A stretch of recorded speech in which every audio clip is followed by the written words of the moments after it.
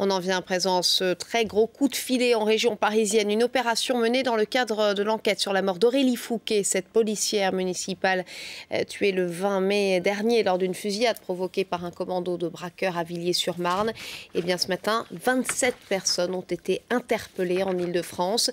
Cécile Olivier, vous êtes au 36 quai des Orfèvres. On en sait maintenant un peu plus sur ces 27 personnes interpellées et on a ratissé large visiblement.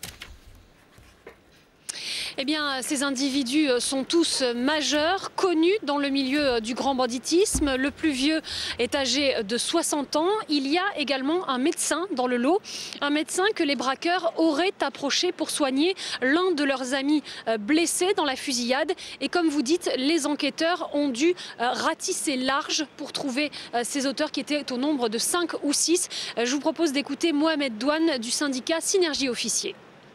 Il est tout à fait fréquent que dans le cadre d'affaires criminelles de ce genre, on ratisse le plus large possible autour de l'environnement des principaux suspects, de façon à pouvoir avoir des renseignements, de pouvoir les confronter et également de faire une synthèse. Donc au cours des investigations, au cours des auditions et des confrontations, progressivement, l'étau va se resserrer et on pourra savoir qui a fait quoi, déterminer les responsabilités de façon précise des uns et des autres.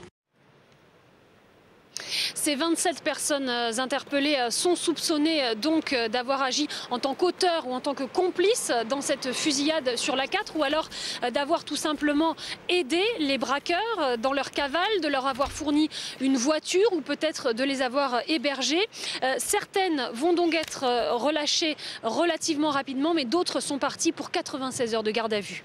Cécile Olivier et Aurélien Poilot en direct du 36 quai des Orfèvres.